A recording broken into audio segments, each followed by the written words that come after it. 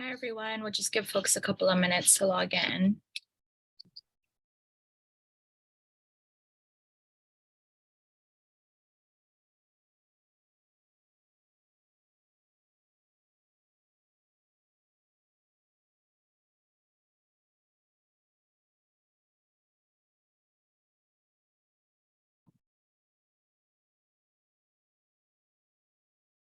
I'm taking it off. Okay. What's that? The microphone is off, so you can talk. Welcome to the Big Island, kids. Looks good, Like Mike. snow.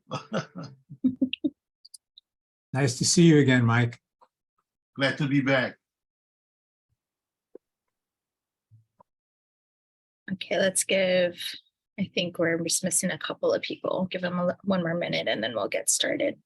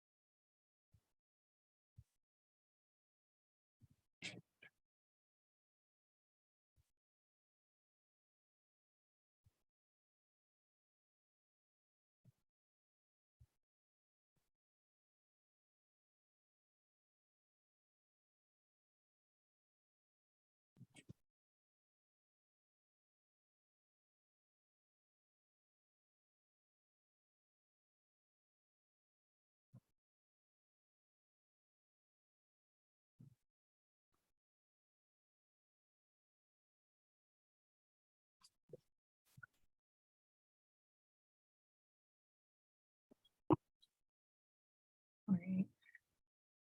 Hey, Les, do you see Maka'ala or Mary in the waiting room at all? No. Sorry.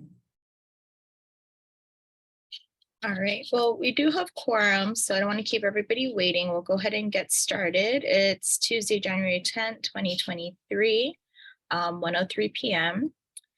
Oh, there's Mary.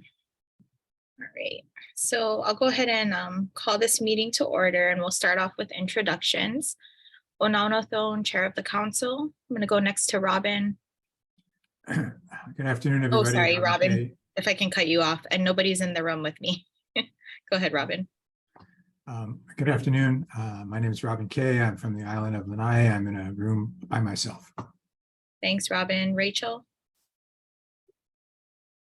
Aloha, good afternoon. My name is Rachel Sprague. I live on the island of Lanai, and no one is in the room with me. Thank you. Michelle?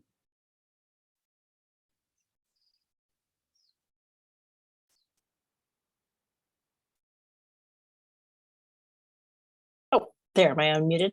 Great. Yep. Michelle Lefebvre on the island of Hawaii, and I'm alone. Okay, thanks, Michelle. Mike? Mike Tulang, aloha, folks. Glad to be back. Thanks, Mike. Are Happy you? New Year. I'm Happy on New Year. Okay, thank you. Roy? Roy Abe from Oahu. I'm alone by myself. Thanks, Roy. Mahina? Aloha, Mahina Tudor, council member, and here by myself. On Oahu. Thanks, Mahina. Ron? Ron Terry, hello, all by myself. Thanks, Ron. Tessie? You're on mute, Tessie. Tessie Kinnaman, Kauai. Happy New Year, everybody. No one's in a room. Thanks, Tessie. Gordon? Gordon Scruton from the island of Oahu, coming to you live from Princeville. And I do have people behind me. Okay, thanks, Gordon. Steph? Aloha, everyone. Steph Dunbar-Co. I'm on Oahu today. Nobody's in the room with me. Thanks, Steph. Mary? Mary Bajere, I'm on the island of Hawaii and no one's in the room with me. Okay, thanks, Mary. All right, and then we also have Les. So you want to go ahead and introduce yourself? Yeah, Leslie Segundo, staff. I'm in the LUC conference room. No one is here with me. Okay, thanks, Les. And Allison? Allison Cotto, Deputy Attorney General. Happy New Year. Happy New Year. Thanks, Allison. Okay, folks, so I'm going to defer item 2, which is the OPSD director's update, until later in the agenda. I think Scott is in another meeting and he said he should be able to join us around 1:30. So Ron, I did leave just an update here for exemption committee on, what's coming up next. If you can just go ahead and give a little update on that. Thanks. Thank you. We expect to have an exemption committee meeting next month with lists being considered from the Hawaii Public Housing Authority and the School Facilities Authority. That's it for now. Okay. Thanks, Ron. Does anybody have any questions on the exemption committee update? All right. In that case, Mary, I'll go ahead and hand it over to you for the INO committee update.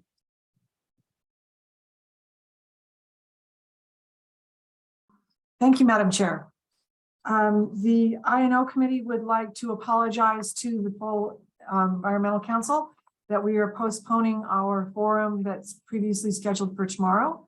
All of our panelists have been notified and they're all quite happy with they're okay with that. They look forward to us being able to bring it back at a later date. And that's where we're at.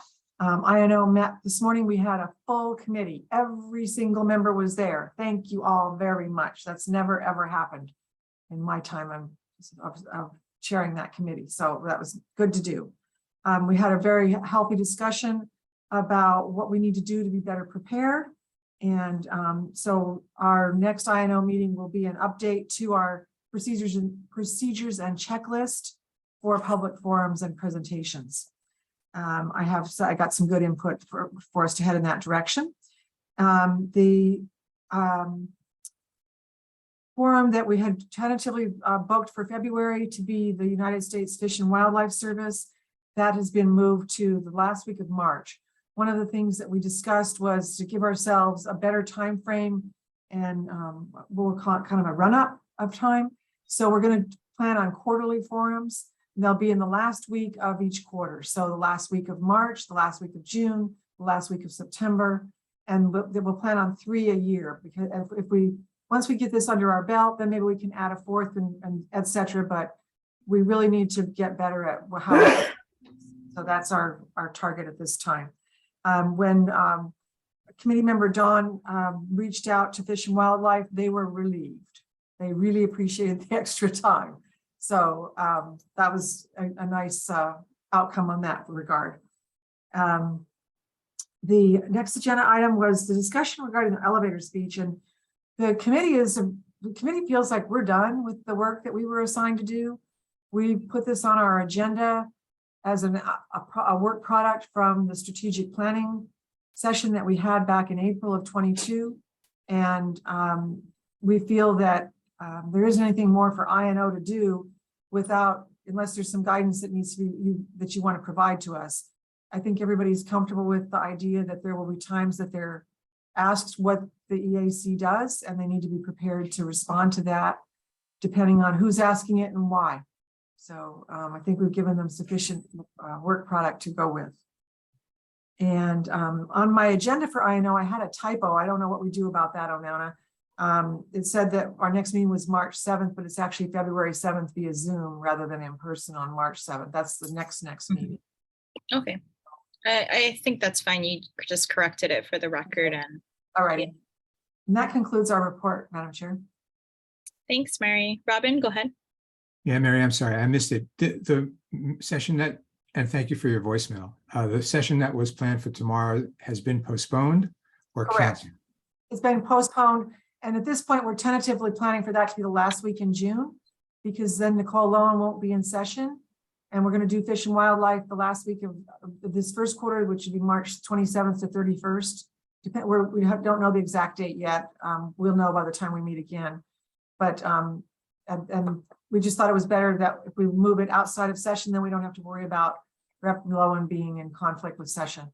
So Great. when I talked to her office yesterday, I told them that if we were rescheduling during session, we would go to her first to make sure it fit her calendar and then build the other people around it. But so that whole situation goes away now since we made this decision to go on the quarterly basis. So her session will be in June, and so she'll be hopefully still available, but not in session any longer. So, yeah. And James was very easy to work with in her office. She was, I think she was also happy to have the time. Coincidentally, she and I are in the same meeting at 11 o'clock tomorrow. And she had noted that she'd have to leave in only 20 minutes because she had this 11:30 with, with another group. And I kind of laughed. I said, yeah, that's me. So anyway, neither of us have to worry about that tomorrow now. So we didn't like having to postpone, but it was the most professional thing to do for our organization. Thank you. All right. On the elevator speeches, I point taken, Mary, on, I know it's kind of out of INO's hands at this point. I did want to keep it on the agenda just so we would be able to talk about it as a full EAC. Okay. I know last time, we went over the revised draft. I wanted to post it one more time in case folks had additional edits to it. I think this is really an internal guidance document for us, right? Just summarizing very, succinctly, what do we do as a council, right? And if anybody asks, because a lot of, I think our job is educating people on what the Environmental Advisory Council is and what we do. And yeah, I mean, I don't know if others had questions about it. I mean, this is really just kind of, in your back pocket. And, we can go ahead now, if it's final, I guess what we can do is, submit it to Scott, and if they want to go ahead and give it to Gov, they can. Again, we kind of missed the boat on that. We're really late, right? That was supposed to go out in December. We're still kind of tweaking with this, but to the extent it's still hopeful to the state, we can go ahead and provide it to them, and if not, we'll use it as kind of our own internal document. So thank you, Madam Chair. I appreciate your explanation for why it was still moving around. Thank you. Yeah. Thank you. So I don't know if anybody has questions about that or comments, and at this point, I think we're kind of done revising it. But again, this is not something that we have on a deadline. If folks kind of look at it later and say, oh, I think we should add this or take this out, we can go ahead and do that. Would it make sense to post it on, now that it's completed, put it on our web page? Yeah, actually, that's a good point. That's something we could do. Because we worked to make it, we didn't end up with just one sentence, but it was certainly, it might be a valuable addition to that. Are we still working? Is there still an effort to to examine the website? Wasn't there a legislative request to do that? Yeah, yes. So that's the HR 82 task force, which I think that's still actually going on. The final report's not done on that. So yeah, that was to look at the ERP website overall. I think it was more particularly geared to, the repository, the EAEIS library, right? How that works and how it can be more helpful to the public in terms of, can folks make comments on 343 documents on that and other functions. For the descriptions of, the council and whatnot, we weren't discussing that in particular, but I don't know, Les, it wouldn't be too hard to just, update the description of the council on the website, right? No, I don't think it is hard at all. Okay. So yeah, maybe and I guess what I'm thinking, Robin, as looking at this, are you thinking we just do really the binder description, right? Kind of that longer description on the website, since that gives a little bit more information. And then on that second page, which is the draft elevator speech, that's kind of more the internal, like real quick summary that we would, if somebody asks us personally when we're talking on the street, that would be more so what we'd say, not put on the website. Okay. Yeah, I think we could do that. I don't see an issue with that. Anybody else have any other thoughts? Okay, yeah, so Les, if that's something that we can work on, just the stuff that's under the binder description, and you and I can work on that directly. I'll take a look at what's on the website now to make sure we're not missing anything. Okay, thank you. Okay. All right, so any other questions from anybody on the INO update or the discussion of the elevator speeches?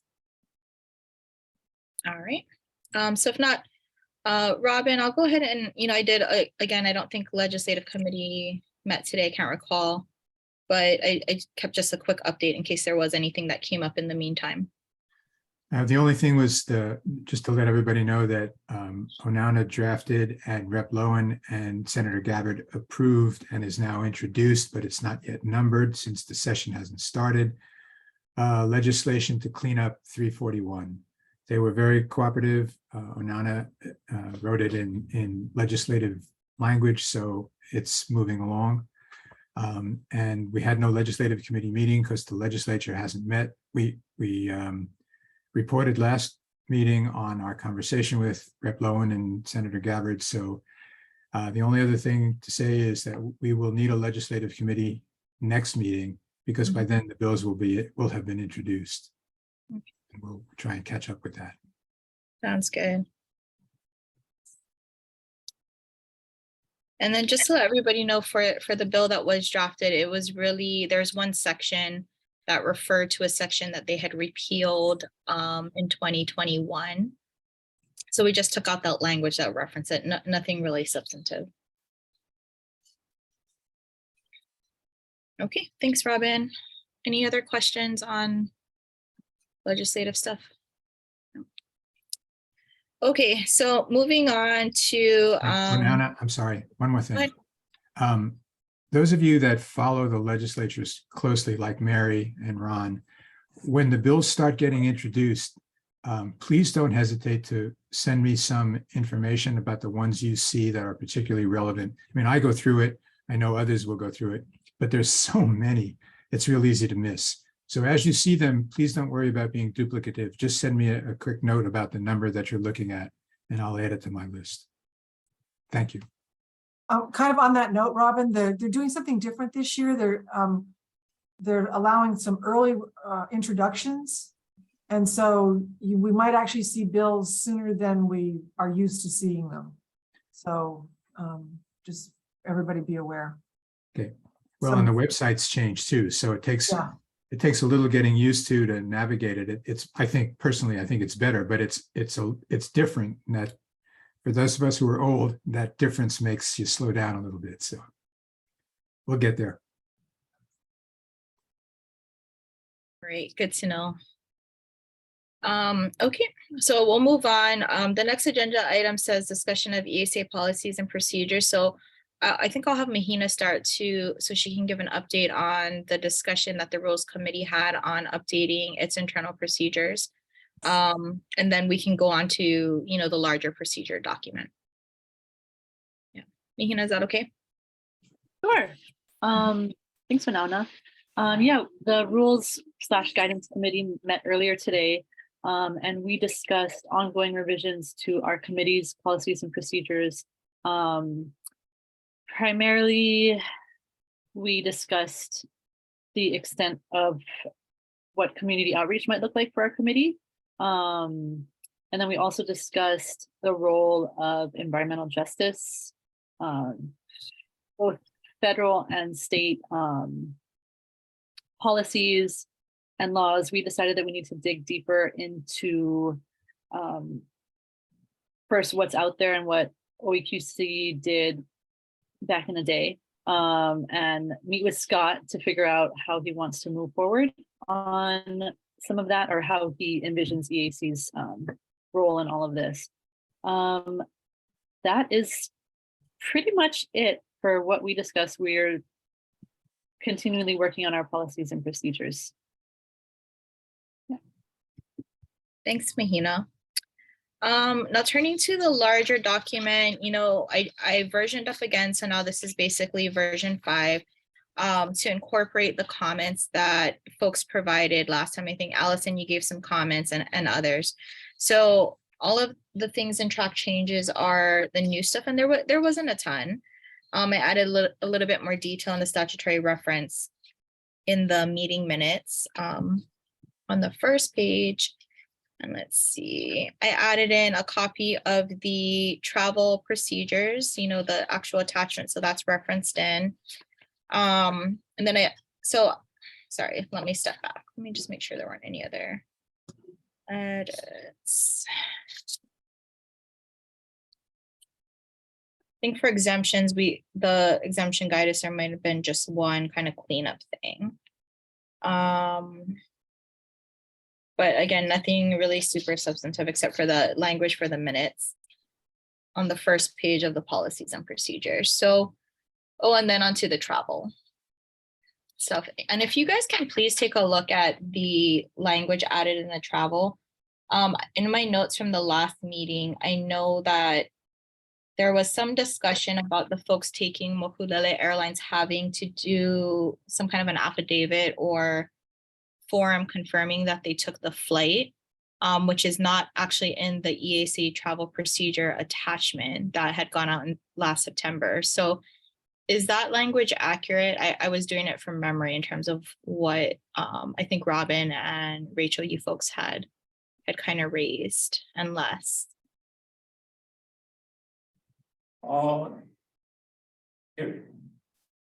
The language, I guess, you're talking about the affidavit itself, or?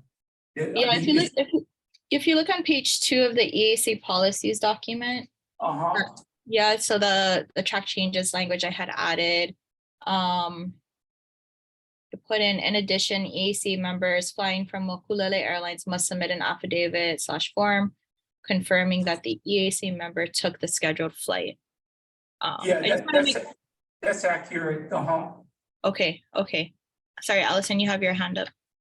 Oh, I just wanted to mention that for the minutes, maybe you should include that there is a 40-day deadline for making minutes available to the public. Okay. Good eye. Thank you. I'd just like to clarify, so there's a 40-day deadline from the time we had the meeting till we're supposed to provide the minutes to the public? Yes. Or from the time we would submit those minutes to the board for approval? See, I have it in front of me. 40 days after the meeting. So if we don't meet monthly, then we would be providing minutes that were not approved by the body.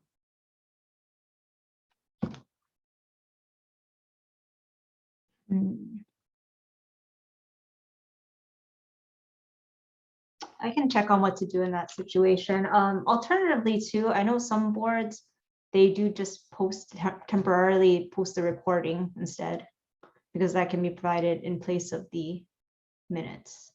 Oh, okay. Yeah, but I'll check on what to do if there's not a monthly meeting. If this is not the right time to ask this, please stop me, but is it possible to circulate the minutes to the other members of a committee to make sure that the reporting is accurate before we submit it to the world? Are we allowed to do we have to give it to Les to do that, or how would that be handled? Or do you want to discuss this at a different time, Onana? No, I think this is a fine time to ask the question. Yeah, because I guess, Allison, I was under the impression like the committee had to approve the meetings or the meeting minutes, sorry. And even when we do EAC minutes, we used to approve them as a board. But yeah, if you want more time to look at that issue, then you can get back to us on that. It doesn't have to be on the spot right now. I have a travel question for you, Onana. Okay, can we let Allison respond first, and then we'll come back to you, I'm Robin? sorry, I thought we were going to have her on hold. Sorry. Well, when I look at the statute, it doesn't seem to doesn't mention approving the minutes. It says that it has to be 40 days after the meeting, and that's it. But I will check on that and get back to you. Thank you. Yeah, if there isn't an approval requirement, then maybe we can change our procedures on that. Yeah, I'm not actually sure that the minutes technically need to be approved. It's just typically done right by I know several other commissions do it right. Okay. Yeah, a lot of them do that. I'm not sure that's necessary though. Okay. Yeah, that'd be good to know if that's something that's possible. Okay. I'll go back to Robin and then Rachel. Can I come back to you? Ron Terry's had his hand up twice. Oh, as well. Sorry, Ron. And then we'll go to Ron. Onana and Mary Alice are familiar with the travel hassles that Rachel and I had And I just wonder if that needs to be, if the solution needs to be as part of the travel component that you have in that descriptions, Mhm. which would say something like, for those on neighbor islands, flights will be the most direct flights, or something to that nature. I don't know if that even needs to be in there, but it is something that we've agreed to, and I just want to make sure it stays in place. Yeah, okay. Maybe we need better language, and I don't know if it necessarily needs to be in the procedures, but I think this is something that does need to get worked out with staff, that they will work on booking you guys the most direct flights. And Robin, I think we should, when Scott can join, bring up this issue again, just so that he's aware of it, right? Because I think that was a state thing, right? Where they're booking you the cheapest flight, but it's not always a direct flight, which actually adds several hours to your folks' commute. So maybe let's get some clarity on that and what the final policy is, and then we can incorporate the appropriate language. That's fine. Okay. Rachel? Yeah, it was just a really quick on that. Yeah, it can be a balancing cost with the shortest, like the cheapest for the shortest flight. And then for the minutes, it does seem, even if there's not a requirement for the minutes to be voted on to be approved, I was hearing folks sort of indicating, and I think it's a good idea to have there be some process for at least people to be able to review and offer corrections. Right. Yeah, we can add formal. that in on our own. Yeah. Okay.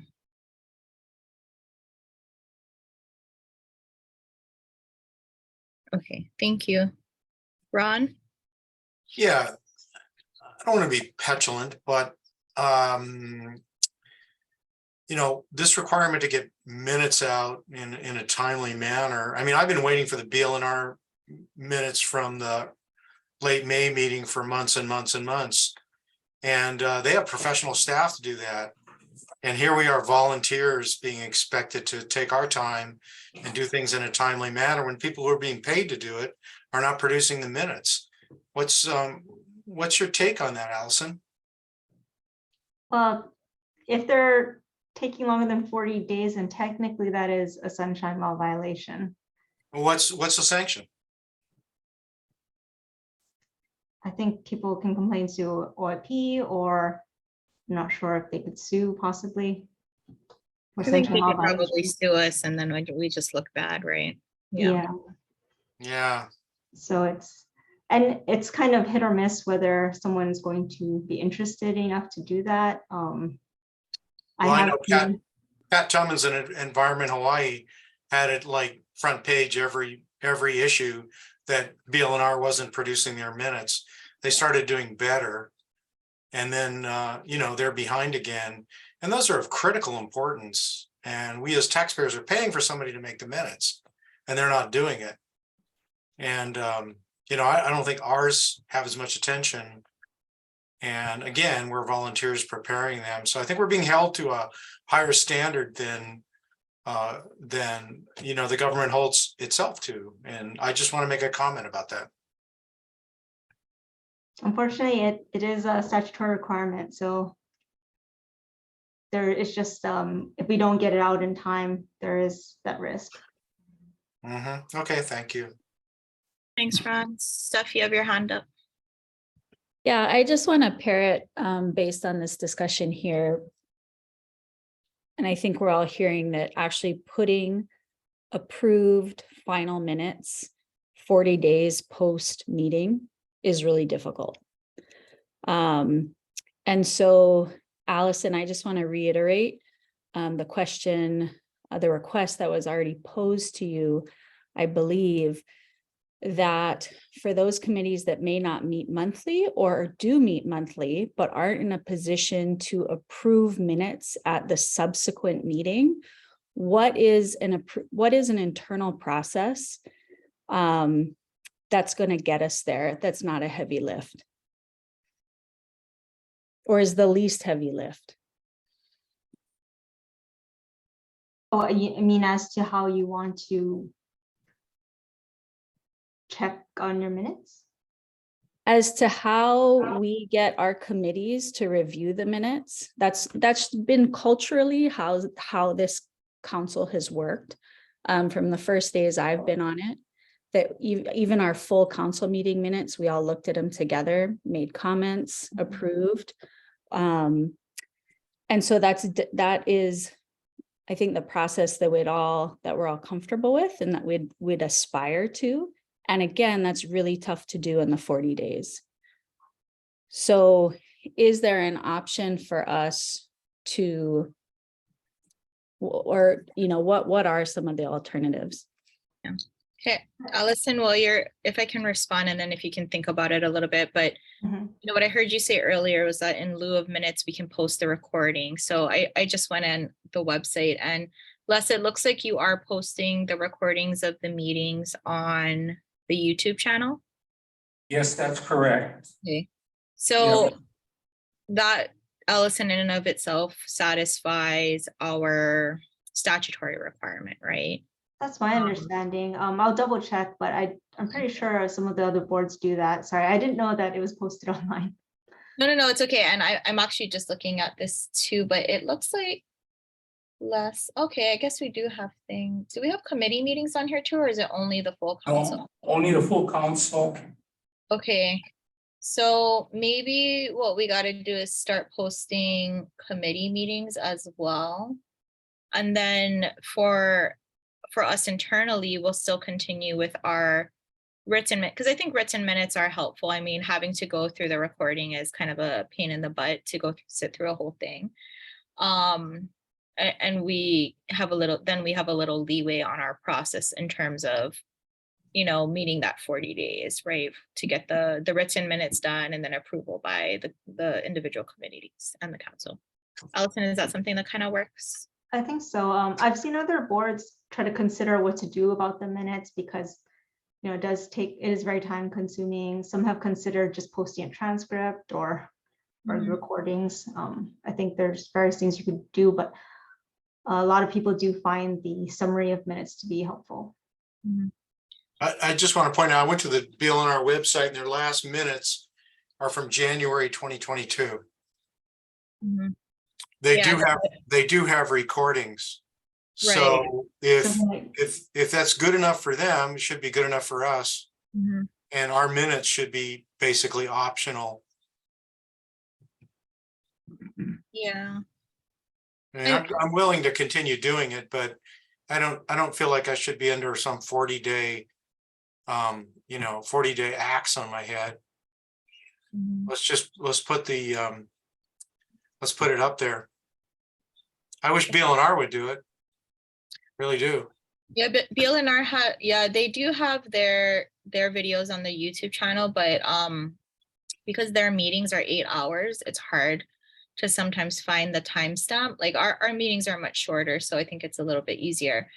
But I did find for some of the BLNR minutes that the timestamps that they have in their meeting minutes don't match up with the actual video. So it's in the general ballpark. But anyways, that's, it gets you kind of where you need to. For ours, it's probably a little less crucial since our longest meeting is, about 2 hours or 2.5, maybe 3 hours max. But yeah, I think it would still be a good practice to get written meeting minutes if we can. So I would ask committees to continue to do that. But at least now there's a little bit more time. Les, how difficult would it be to start posting the committee meeting videos? Because No, I have to ask Jen, since she's the one that actually sets that up, and it was necessary for us. It took us close to 2 weeks to actually post those things because there's it has to be done chronologically. So we're gonna have to decide on a starting point, and continue up to the present. So that's one of the problems, so we're gonna have to do that. Okay, yeah, can you please check with Jen on that so that we can discuss that for the next meeting, because until we get, committee meetings posted, I think Okay, we definitely do still need, okay, okay, I will. Okay, and I just confirmed, I just checked too, sunshine law does not require board approval of meeting minutes. So it does need to be made available under statute to the public, regardless of whether it's been, finalized or approved. But again, you can provide a recording of the meeting in lieu of that. Okay, thank you for confirming that. That helps. Yeah. Okay, so we'll still probably do some process internally, just because I know there have been times where folks may have wanted to make a change to the minutes because maybe it didn't quite capture what they were trying to get across. And so I think, yeah, we'll work on having that kind of, internal process still for approval of meeting minutes, or at least review of meeting minutes. Hi, Scott. Thanks for joining. Oh, and sorry about the passing around the minutes outside of meetings. That can be done as long as you do it through the staff, just to prevent the issue of serial communications. Right. So basically, Les could distribute it for folks to review, and then everybody at the meeting, a sunshine meeting, would give their comments, not via email. Yeah. Okay. Thank you. Okay. Scott, so we're on agenda item number 6. We're just talking about, EAC policies and procedures. We did another version 5 kind of updating, and we've had a discussion about updating the process for meeting minutes. Now that you're here, actually, maybe Robin, we can go back to your concern with the travel. And if you can maybe give Scott a little bit of background, because I know we had that discussion with Mary Alice before she had left. Sure. Scott, Rachel and I went in person to the previous meeting. And as you probably are aware, we have no choice but to fly Mokulele to get to Honolulu. And we were booked through Molokai on both ways. And we wasted 4 hours on the way back and a good hour on the way over, just sitting in Molokai. We didn't get home till 9 o'clock that night. And so we talked with Mary Alice and with Onana, and they indicated that the state requires the cheapest, but we're arguing that it really should be the most direct for the two of us from Lanai. We have no choice, unless we went to Maui for the meeting. So we didn't know whether that had to be, whether you have to get involved in that because it's state regulation, or whether we can just make it an internal policy or what. I'm sorry to bother you with that Manini stuff, but it was a royal pain in the ass to sit in the Molokai airport, which was basically closed for 4 hours. Hey, so I agree. I hate killing time in an airport, even if it's a nice island like Molokai. But the procurement does require the cheapest in a competitive. There are exceptions and extenuating circumstances that I think can be looked at. So we can take a look at that. But generally, we are kind of in a straightforward procurement process, supposed to just get the cheapest ticket. And unfortunately, procurement doesn't care about the convenience of anyone using state funds. So even directors and other folks have to take the cheapest ticket, or supposed to. So even if it requires spending more time waiting in a longer trip. But there are, I think, some outlets for trying to pick more expensive tickets, but there's set criteria that it has to meet. So we can take a look at that. Yeah, that's going to be a real problem if their exception isn't made for us. Very serious problem. Rachel? I was just gonna say that, yeah, Mary Alice did reply and said that there was likely some accommodation to be made for the cheapest ticket that was a direct flight that didn't require, because I think neither Robin nor I will necessarily have time to go to any in-person meetings if we are flying through Molokai. Even if it was $10 cheaper. And so it was one where it was honestly a pretty extreme problem for both of us. Could you don't have a pay the discounted- additional $10 and then That's it's even all? worse. That was not It's given to even us worse. as an, we tried and that was not an option. Even We with would have the had to change our hotel. flights and because they booked the cheapest one, you would then have to pay change fees on it. Well, what if you booked it in ahead though? No. You saw the price and you booked it Com- ahead and you paid for the Commingling fund difference. For the state is just a nightmare of paperwork. I don't mind doing it on a reimbursable basis. I also don't want to take up everyone else's time dealing, but No, I yeah. think, I mean, this is a, frankly, it's a justice matter for the islands to be able to come to Oahu and do business. And, you know, if there's a hardship here, there should be a way to address it, and we'll take a look at it. Okay, yeah, that's all we can ask. But just so you know, Rachel and I are pretty firm. We're not going to do it unless we can go direct. Much as we love visiting Molokai, Are overnights an option for you guys? yeah, but then you have to pay for the hotel. That's even more expensive.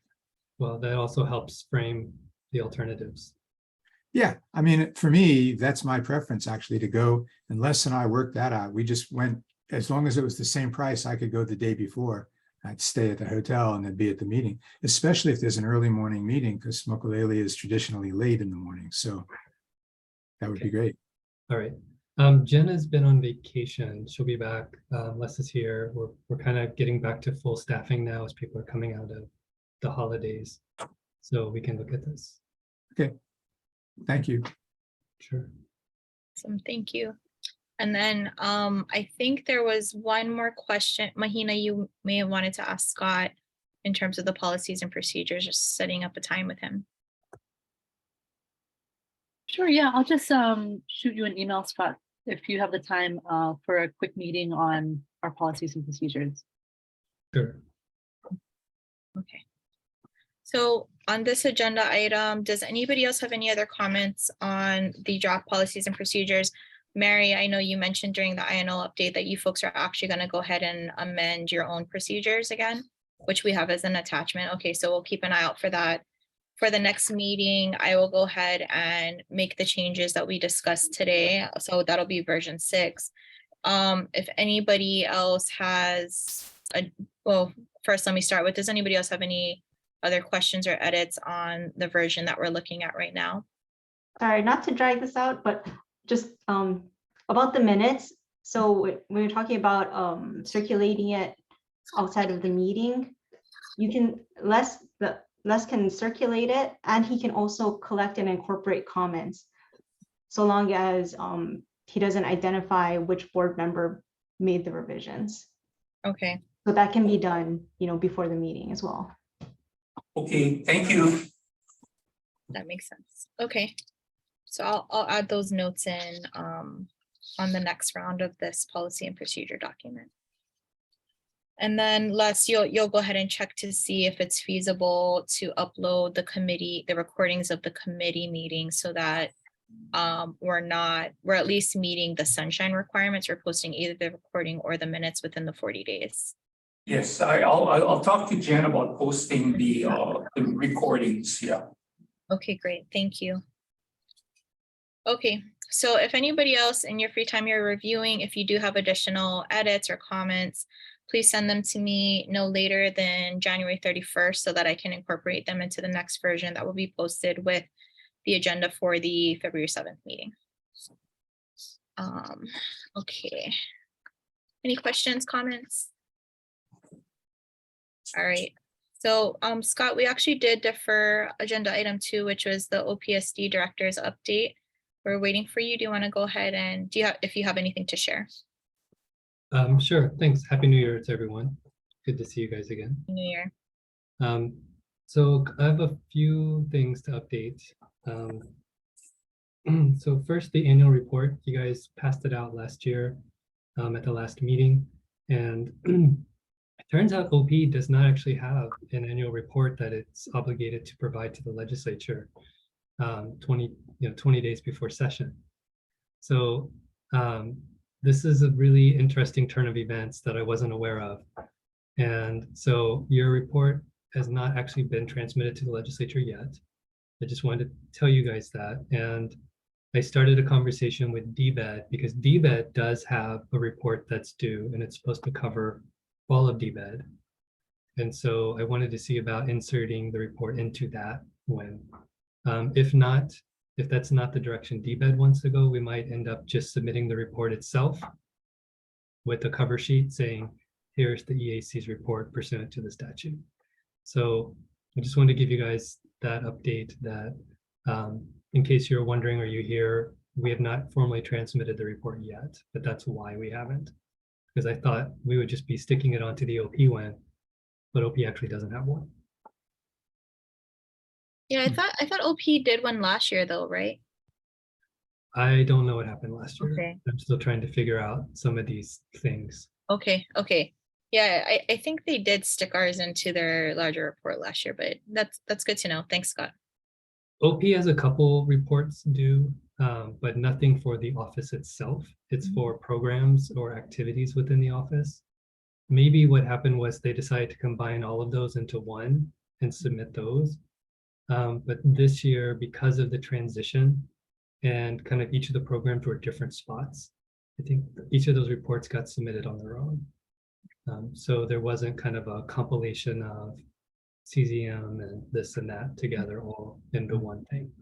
Okay. So, a little bit of the transition mess that we're just kind of working our way through. Yes, Steph. Thank you for that. The annual report never ceases to disappoint. So that makes me laugh.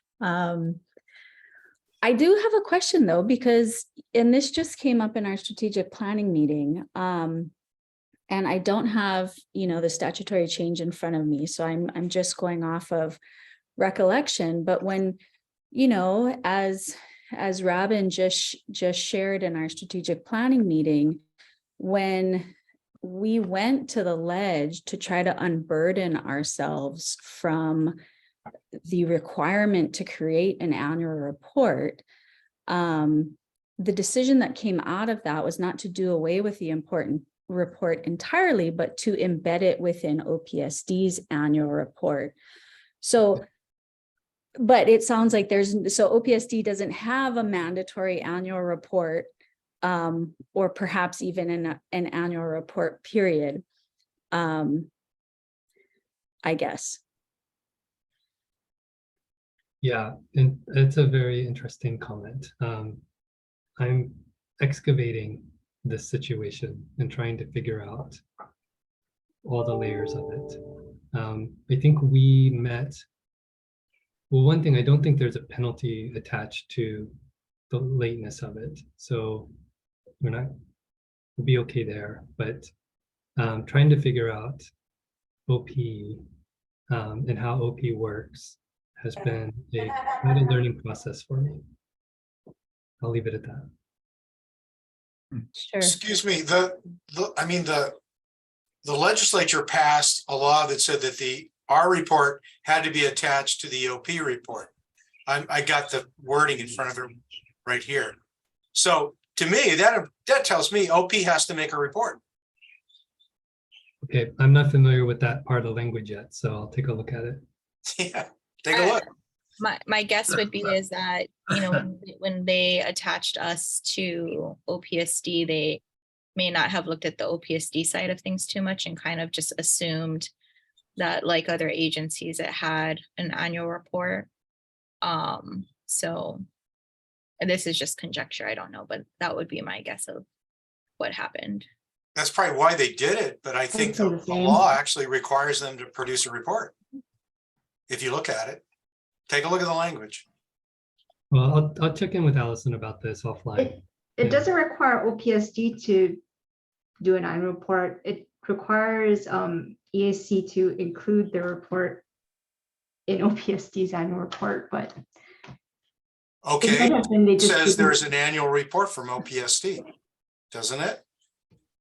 Well, this is where the lawyers come in and say, well, this is not OPSD's enabling statute. So, well, I don't know. Yeah. It implies that there is one, but yeah, in this case, there is no required report. Yeah. Okay. So Okay, well, we appreciate that, OPUC is looking for a way for our report to get in regardless of whether or not it has to submit a report. So We thank will you. submit it one way Thank or you, another, Scott, for that. but we haven't yet. So I wanted to report Okay. that. Okay. Yeah, and this is not something that we caught, I think you missed the legislative committee update, but there is that bill that, Rep. Lowen and Senator Gabbard are willing to introduce to clean up 341, but the only section we had them clean up was, I think, 341, 5.5. Is it 5.5? Okay. Well, one of the sections essentially refers to sections that have now been repealed. So that was the only cleanup. There's no, okay, actually it's 340, it is 341.6. But yeah, we didn't touch the annual reporting language. So, I mean, if that's something that would be helpful to do here, we can try to reach out to, Rep. Lowen and Senator Gabbard very quickly to do so. Let me know if you want us to do that. You're welcome to, and I can mention it to them when I have the chance to meet as Yeah, well. I'm trying to think of what the fix would be. Well, one of the fixes might be if, Scott, if you decide that you do want to do an annual report, you do not. Okay. Well, then it's moot for us because we just spent 45 minutes in the strategic planning committee conversation about an annual report. And Scott, as you will well remember, many of the discussions we had about annual reports, it was with great relief that Rep. Lowen and Senator Gabbard assigned us to be part of your now non-existent annual report. But my point is that we, the Environmental Council, need to figure this out fairly quickly because, as you will all remember, the production of whatever kind of annual report we do up till this year has placed an enormous burden on this organization of volunteers. Yeah. So just as for your awareness, one thing that this governor is very keen on doing is having a strong communications program. And I think we're going to see a stronger level of coordination on messaging and reports and things like that coming out of the departments. But the governor's still getting his administration stood up right now. So one thing that I think we'll be having a discussion with is public information officers in DBED, probably doing more work with the attached agencies on integrating the kinds of work we're doing and reporting it to the legislature. So that conversation will probably play out in parallel through session and then following session with whatever the legislature passes and how the governor chooses to approach it. But I think communications will be a much stronger focus of this administration. And so some of these things might be also be able to be addressed through those avenues. Go ahead, Steph. And thank you, Scott, for that. My preference would be that we flag the annual report for conversations about changes to 341 with Rep. Lowen and others, because I don't think it serves this council any good to be required by statute to include an annual report as part of OPSD's annual report that may or may not exist. So requiring us to go through that work, not really knowing what the end result will be in terms of the ability to communicate it, I think it would be good to flag that. I think we can flag it, but then I guess this question comes back to the council, because when we were proposing to delete the annual report requirement altogether, there are folks on this council who fought very hard to keep it. So, in terms of flight, I guess kind of where I'm feeling on this was, my initial thought was we can bring it up to Rep. Lowen folks, or we can, listening to what Scott said, kind of just leave that language as is, see where things kind of settle this year. And if we need to amend the statutory language next year, we can ask for that. In the meantime, we'll still prepare our annual report, but if we need to send it to the ledge ourselves, we can send it to the ledge ourselves or with, OPSD's assistance. I don't think you can. I think we have we to can. transmit it to the ledge Okay. for you Okay. to have it be formally submitted. Okay, thanks for that. I like what you just said, Anana, and I think that given the conversation that I'll report on in a little while, Okay. and I'll talk about the annual report. We talked about, oh, never mind. I'll save it for the report. Okay.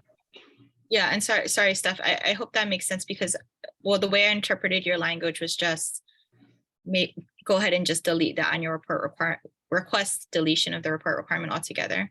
No, that's not it at all. I think it's a larger conversation, and the fact that we've now had this bombshell understanding that OPSD doesn't have an annual report requirement, and we have been operating under the belief that it does, that's really shaped how we've approached the annual report, both its size, its content. And so I'm not suggesting any changes at this point, except for flagging I mean,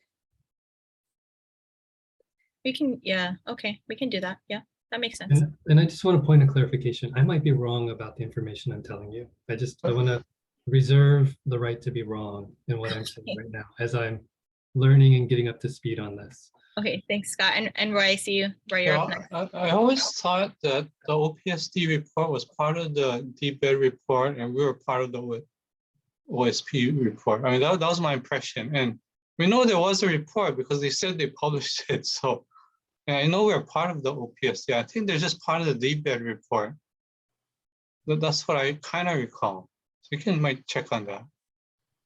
Yeah, my default preference would be to have it be included in the DBED report, which encompasses all aspects of the department from HTDC to HTA to Energy Office to OP. All of us show up in that report.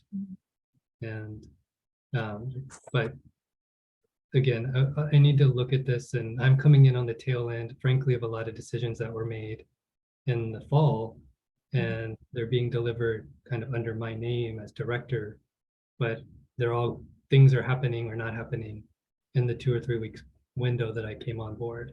So it's government wise, it's almost too late to change anything, right? We're kind of just in the situation we're in, and it has to play through the way it does to get, positioned for, frankly, the next government.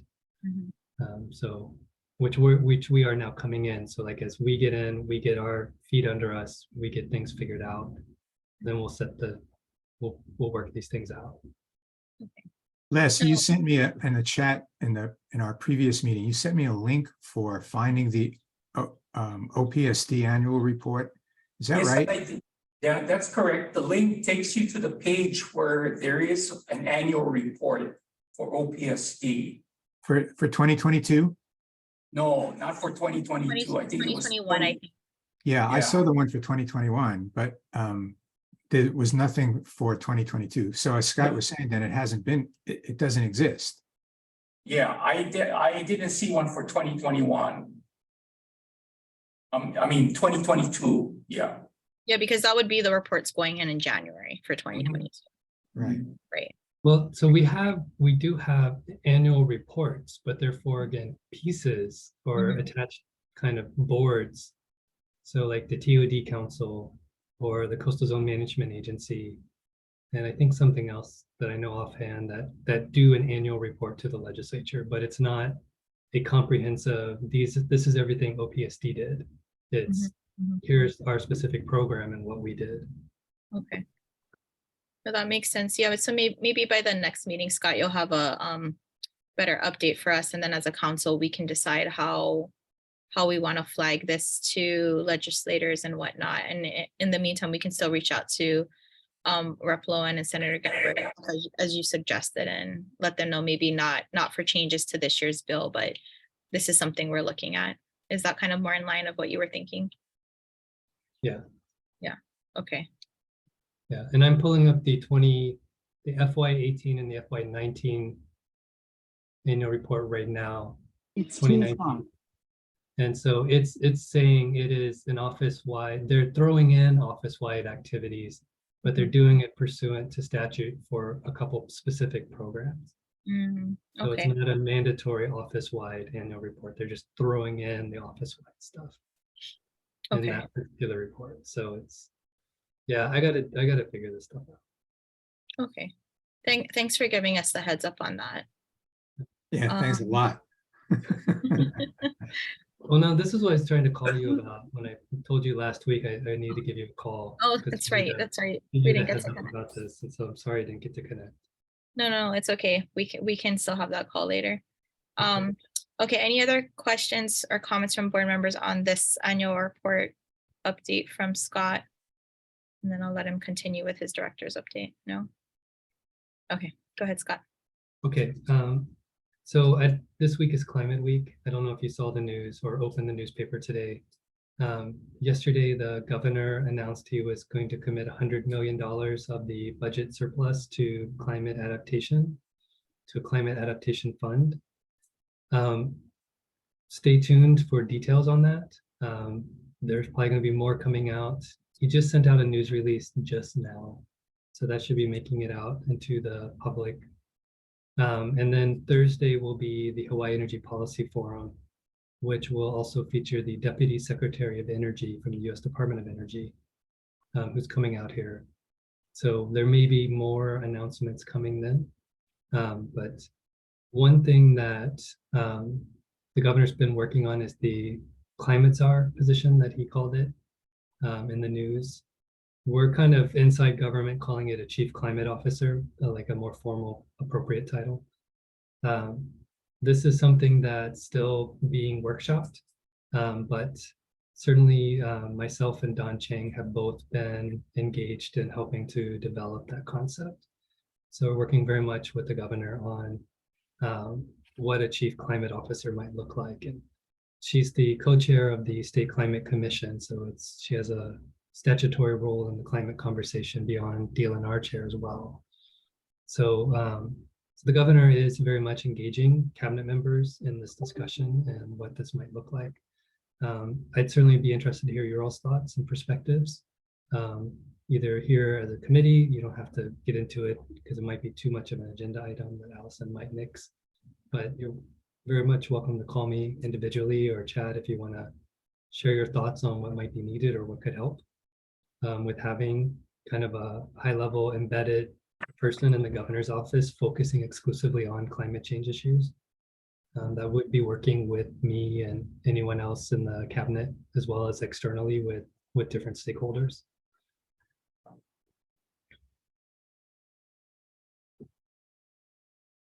All right, questions on the new climate chief officer?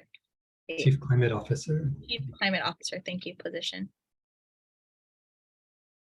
Okay. I think it's a great idea and really needed. Thanks for That- sharing. Is that going to be you, Scott? No, hopefully I'm staying where I am. There was some discussion about whether OP really is just that position, but actually I really believe there should be someone in the governor's office who's able to staff the governor and attend events with the governor and to communicate the governor's thinking and what he's hearing and the decisions he's making back to the departments and make sure that the work the departments are doing are getting in front of the governor and helping to connect the dots. Because there's a lot of stuff departments do or meetings that the governor has that if someone brought a climate lens to it, they would say, oh yeah, this.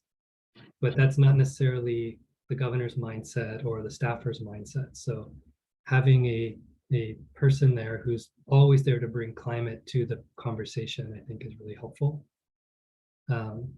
And that's what we're seeing with Nani Medeiros as the chief housing officer, is she's starting to connect a lot of dots between the private sector, nonprofits, and the agencies on hookahs and just how we do housing. And so she's sitting in the governor's office, able to see that and say, oh, wait, these things are connected, or these things are working at cross purposes, agency, you guys really need to talk to each other. And that's what I would like to see happen with climate too. Okay, great. Any other updates from you, Scott? I have one more, let's see, website cost study thingy that's supposed to be going on. Mm-hmm. Les, you guys, did you report on that already? Or did you? No, I didn't report on it, yeah. But Do you mind just sharing real quickly what? This is About the that? HR 82 task force. Yes. Yeah. yeah, the HR 82 task force basically met and they spoke to two local consultants to get cost estimates, for how much it would cost to do 5 types of website improvements to the ERP website. And basically the range goes up to, I think, $95,000. So I think there's going to be a report that's going to go out through you, Scott, going to the legislature. And I think tomorrow, probably Tom and Jen are going to be working on it with you. Okay, thank you. And I think we did engage Onelna to provide some feedback on it as the chair. Is that right? I believe so, but I'm not sure if that happened. So we're gonna. I think that there are a few members of the council that are on that task force. And you know, Ron, Michelle, let me know if you guys, if I'm misspeaking, but we did volunteer to review the report, you know, once it was ready, if you folks wanted us to kind of just, you know, look it over before finalizing. So yeah, we're happy to do that.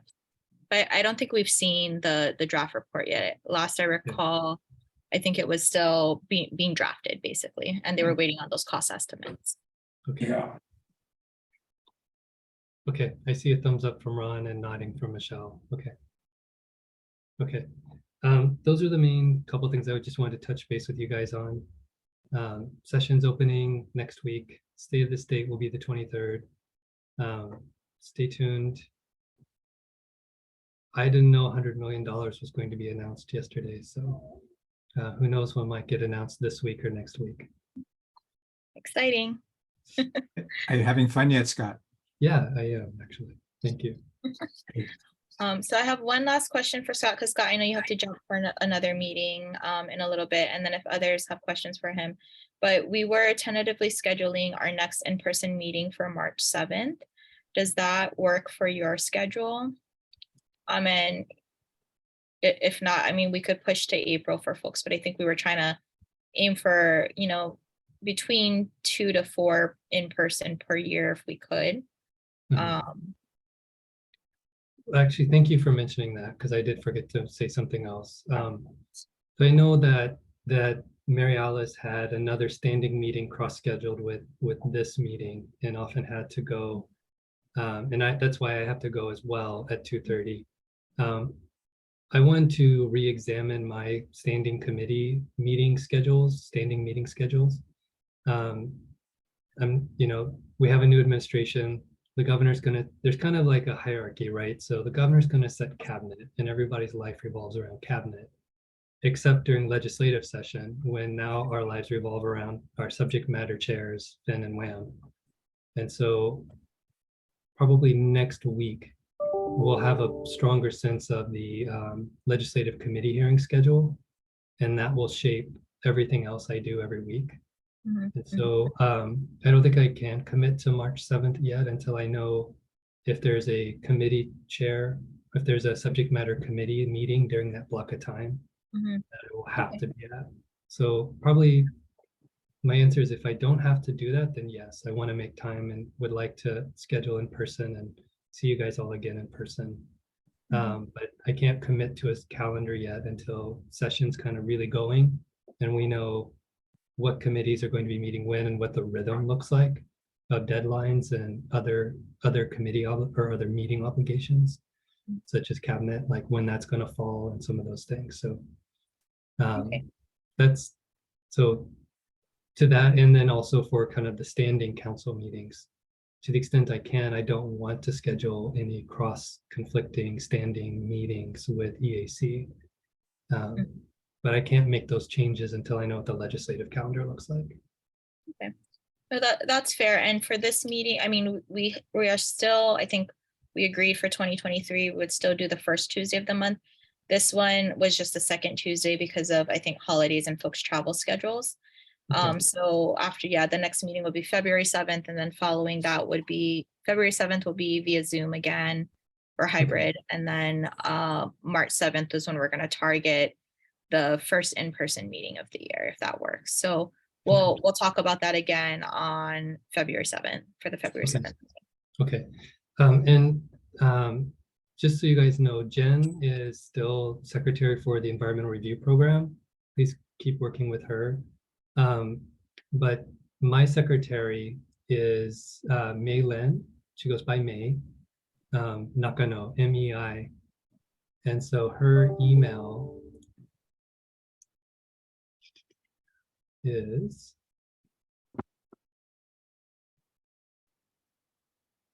find it. Here we go. I'm gonna put it in the chat. That's a MEI-LYNN. So May is controlling my calendar. I've asked her to. So meeting requests, scheduling stuff, things like that. Please feel free to reach out to her. I mean, reach out to me directly. You want to talk about things, but you want to try to start scheduling stuff or getting ahead of things on the calendar. May is the best person to talk to. Okay, great. Thank you for that. All right, does any, oh, sorry, go ahead. No, just as I said, once I know the ledge calendar, then we can start looking at making other adjustments to the calendar so we have more opportunities to spend some time together. Okay. No, that's perfect. Thank you so much. Does anybody else have anything for Scott? Any questions that were going to come up? Because I know he's going to have to drop while we're still in the last meeting update. All right. Well, thank you very much, Scott, for joining. Sure. Thank you, guys. Yeah. So we'll just go ahead on to Robin. You're up next for the strategic planning committee update. Sure. Which is now changed as we speak. We had a great conversation.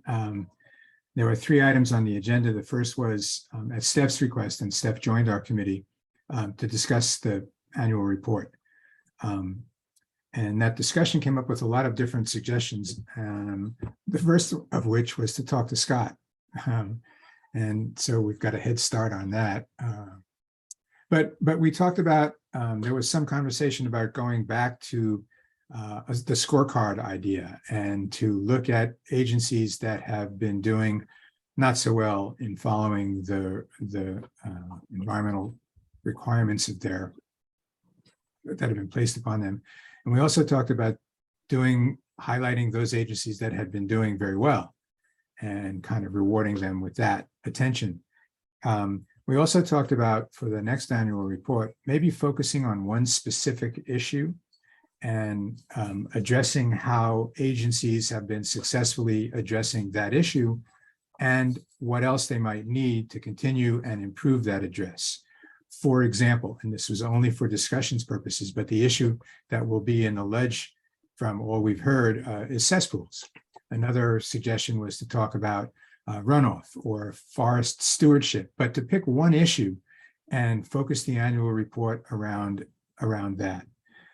We talked about what were the guidelines and the code boundaries that OPSD placed on our component of the annual report, which were, for this one, 2 pages, which relieved the burden of what we'd complained about to Rep. Lowen and Senator Gabbard.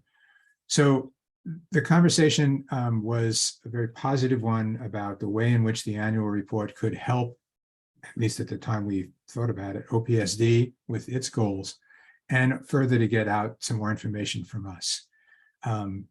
Planning committee, your input on that? I know I'm trying to make that short, but Steph, Ron, anybody want to add to that or edit what I said? I think that was great, Robin. Thank you. And really just for context, Scott, it was recognizing the fluctuation the annual report has gone through and really trying to settling in on what is a meaningful and realistic annual report for this committee with the resources that we have. I think I'll reach out to Maylin, Scott. I would love for you and I to meet and chat. And maybe that can be in a couple of weeks when we know the dust settles a little bit more about OPSD's annual report, and you understandably having a clearer vision of what sort of common practice had been and maybe vision for where you want it to go. But I really appreciate being a part of this strategic planning. I do think that is the appropriate place for us to have these discussions about the annual report and how it can and should evolve. One of the things that came out of the report, out of our committee rather, regardless of whether it's with OPSD or on our own or whatever, was to try, if we're going to go on one issue, to try and focus on that quickly so that we could coordinate with INO to begin to do some community conversations around that issue and really focus around that, so that the annual report would have some substance and, if you will, experience behind it. So anything else on the annual report from the Strategic Planning Committee's conversation? Ron, Roy, anybody want to add anything? Rachel?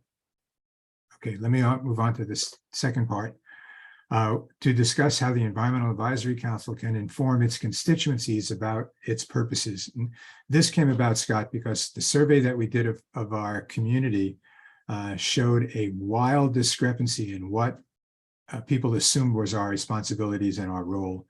Some people thought we were actually approving individual EAs and EISs. Other people thought we should be solving environmental issues in the state. I mean, it was all over the place. So we worked on trying to figure out ways in which we could explain ourselves better. INO is helpful in thinking that through. One of the ideas that came up, and I wanted to raise this to you before you left, was to have a presence, a significant presence at the statewide planning directors or planning, whatever you call it, the conference of all the planning folks. Hawaii Congress of Planning officials. Right. And we thought you might have some role in setting the agenda and participants for that. And so we wanted to let you know early on that we thought it would be a really healthy idea for the EAC to not just have a table and a visual presence, but to actually be a part of the presentations. So please keep that in the back of your mind. We thought that that other constituents would be the consultants who work on EAs and EISs. And also we've encouraged Ron to, when he talks with agencies, to raise the issue of what we can and cannot do. So we talked about, yeah, that was pretty much that. Any comments on that component of the agenda? Okay, and then the last part we talked about was recruiting. And how do we do recruiting? Because we're going to be losing, oh, sorry, Scott. Oh, you're leaving. Yeah, sorry guys, I got to drop off. Okay. HCPO though is a really interesting idea, and I think I will be back involved in that now. So great. Okay, thank you. Okay. All right. All right. Aloha, everyone. The last piece we talked about was recruiting. And some of the suggestions that came up were to talk to planning directors to see if there are people that they would recommend. Another recommendation was that the person going off should take some initiative and help find their replacement. If, for example, they were appointed in part because they were, say, an engineer or a consultant or a developer, to find somebody from their field that they would be able to talk to about what the responsibilities were, in large part to help forestall the frustration that we think will grow with people working under the bureaucracy, as we have to do. So there was some good ideas about finding a replacement, about recruiting before you leave, talking with Scott about the planning conference, and meeting with some of the new governmental leaders, like the new head of BLNR, and letting them know a little bit about us, and also have them help us think about who we might bring on. Again, any comments from our strategic planning committee on any of those thoughts? I will have minutes done in 39 days to everybody. Yeah, so I think one of my comments was that, we could do a great annual report, but if nobody reads it, then it's kind of like for nothing. So we got to make sure that whatever message we come up with or recommendations that has some something happens with it, something good for the environment. And so we also talked about whatever press releases and I guess just engaging more with the press and the community in general thing. Thank you, Roy. I'm sorry I omitted. So, one thing going to these planning conferences, you're kind of talking to the choir where, there's other people like the lawmakers, the general public, neighborhood boards, so on. So it's probably more than just, the consultants and government folks. Tessie? I'm thinking we could also put the annual report on website. I mean, if it's not going to go anywhere else, at least it'll be on the website. Oh, that's a good point. And I think we did have past annual reports linked to the council website, didn't we, Les? Yeah, I believe we do. Yeah. Okay. Yeah. I think it is linked there. But yeah, I mean, good point, Roy, about, if nobody's reading it, right? And that was the basis of our conversation with Rep. Lowen and Senator Gabbard. Nobody's reading this report that took so many hours of people's time. And, what a circle. yeah. Okay. That's basically the report from the Strategic Planning Committee. We don't have any action for you to take. We hope to have the next meeting with some further clarification on the annual report and continue the conversation about not just where it goes, but what's in it. Thank you very much. I was going to say, I really did like that last bullet point that you folks touched on in terms of, for outgoing members trying to, find their replacements, because one of the things, if you folks remember several meetings back, we talked about, and we actually included in our policy document, is transition training for new members, right? In terms of, I guess what we kind of had in mind was downloading the institutional knowledge of the outgoing folks so that we have some manner of keeping that knowledge with, the current council members. So yeah, maybe that's something the Strategic Planning Committee can have further discussion on for the next meeting, in terms of perhaps what's the best way to kind of do that and most efficient, keeping in mind that, everybody is volunteers, everybody has other jobs, and we got to try to find a way to use everybody's time in the best way, but we still want to, keep them hooked in as much as we can to share what they can with the group. Yep. Mhm. Yeah, I think, all of us need to be thinking, I mean, when I had my consulting firm and we were working with boards, we encouraged the board members to always, after a conversation with someone, to think about whether that person would make a good board member. And so I would encourage all of us to do the same thing. As you all have so many meetings with so many people, generally in this field, think about that person afterwards. Would they make a good EAC member? And then maybe coordinate with Onana that we have some we need a little bit more formal recruitment process. It's basically my thinking about it. That would include the transition planning that you're talking about, Onana. But, I've called people, I'm sure all of you have called people, and the biggest barrier seems to be time. The people that are the busiest are the ones we want, and they're just too busy. Yeah. I find that, and I don't know about you folks, but there's a couple of folks I had reached out to previously as well, where the particular organizations that they worked with weren't as flexible, and some actually required them to use vacation days to come to a meeting, and to have to use 12 vacation days a year. I mean, that's essentially people's entire vacation. So I don't know how we change that. I'm lucky I work for a firm that doesn't make me use I don't get vacation anyways. I'm a partner. I don't get any of that. But you know what I mean? I think that's completely ridiculous if somebody has to use a vacation day to, do their civic duties. So I don't know how we can encourage organizations around that, but I know that was a big thing for at least two people that I had spoken to, that I wanted them to apply. if you guys have any thoughts on that, I'd be happy to hear that. Yeah, I think, for our next agenda, we ought to include Mhm. some thinking about this whole issue of recruitment and transition. Okay. All right, any other question? Oh, go ahead, Mary. Just following on what the discussion point has been. Since we're talking about, it sounded like maybe Scott's gonna have us move our day or something. Maybe we should not, we were doing subcommittee meetings in the morning because we were flying in all the time. But if we're not flying in, then maybe it would help in recruitment of people if they weren't having to give a whole day in the same day. Mhm. And so if we had subcommittee meetings the week before, and I'm not sure logistically, a lot of times subcommittees like to meet before a full committee just so that the work gets done and then they can make a better report. I'm not sure that really applies to our group, but Yeah. Anyway, like they're just throwing it out there as if we're going to be thinking, let's just think out of the box. And I completely agree. The one of the things they train us in, Junior League is a training organization for women, and you're not a good volunteer unless you know how to replace yourself. That's the epitome of being a good volunteer, is understanding your job well enough to replace yourself. And in the Junior League, that's your obligation, is to do so.